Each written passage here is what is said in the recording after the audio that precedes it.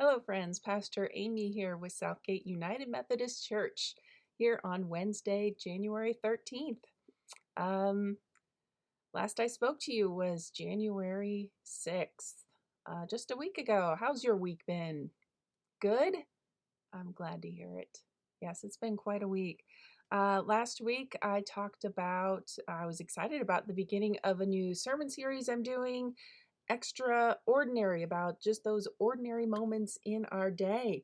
And then after I posted the video that afternoon, it ended up being one of the most extraordinary days in probably the history of our country, as far as the security of our Capitol building, and that people who had attended a rally in DC with President Trump then went down to the Capitol building while they were certifying the election of Joe Biden and Kamala Harris as our next president and vice president. So they went and breached the Capitol building and caused a great deal of destruction.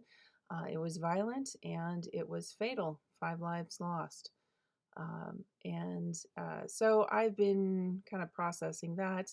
On Sunday I was still seething with anger towards that. I'm still processing that. I'm dealing with that, and I spoke on Sunday how I was still trying to kind of check my own anger towards what I perceived to be the role of President Trump in encouraging some of this behavior by trying to pray for him. And I realized that I'm forgetting um, people, a whole group of people who I think really need prayers and centering in our awareness and in our calls for justice. And I really want to center the needs and the voices um, of our Black, Indigenous, and other people of color, our brothers and sisters, and who are primarily targets of extremist hate groups. It was primarily white supremacists who breached the Capitol building this last week. And though I vehemently disagree with their values and with their principles and their methods, I'm not their target. I'm not imminently in danger of them. Um, but there are many people who are, and they are the ones that need to be centered in our awareness, in our prayers, and in our calls for justice. And I want you all to know, you who are potentially feeling vulnerable, I want you to know that I want to be safe for you. I want our church to be safe for you. I want our country to be safe for you.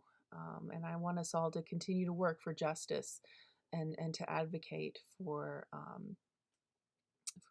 equal rights for all, and for an end to hatred. So I don't know exactly how to do that. It's just one small step at a time, one foot in front of the other.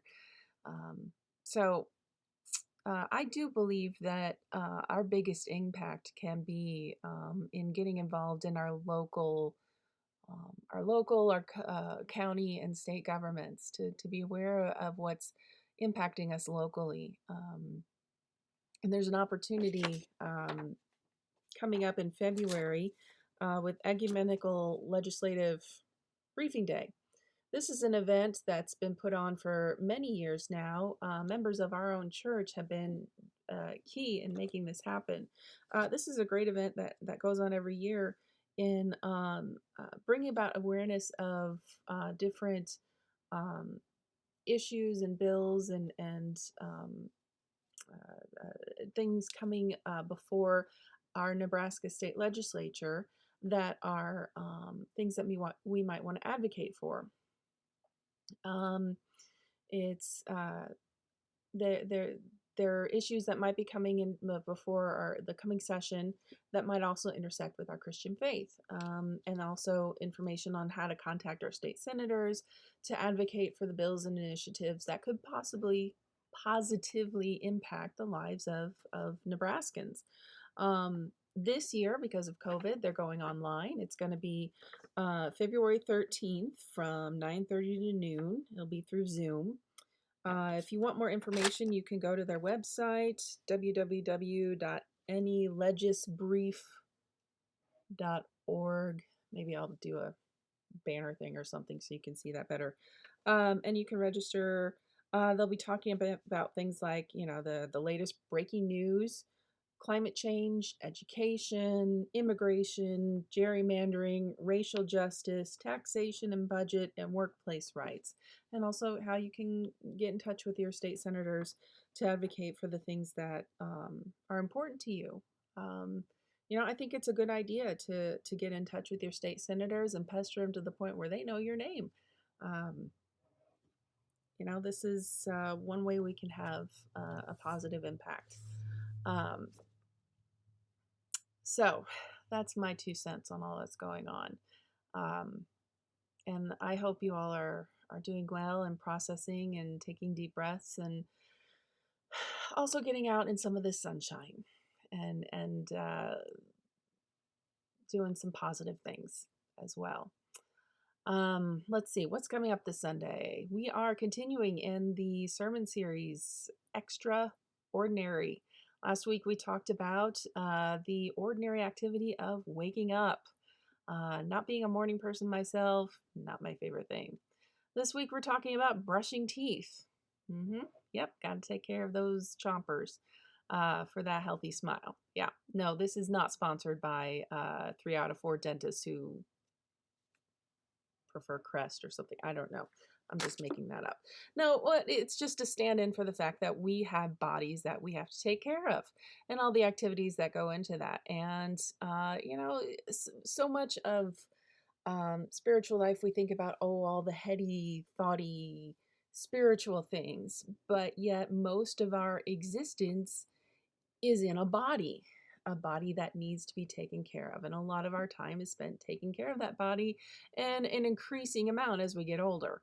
Not just brushing teeth, but washing and feeding and cleaning and medicine and vitamins, and the list goes on. And it's a hassle for many of us and a burden for some of us that maybe don't even have access to everything that our body needs. We read in John that the Word became flesh. Jesus became a person in a body. That's what Christmas is all about, right?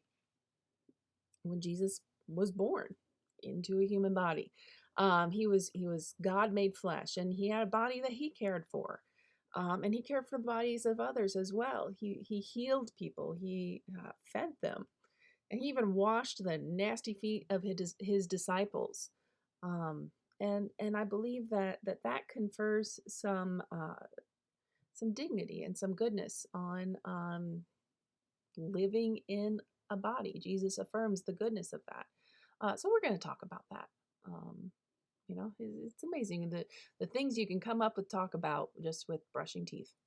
All right, so folks, I think I've prattled on long enough, but it's been good to check in with all of you. I hope you're doing well.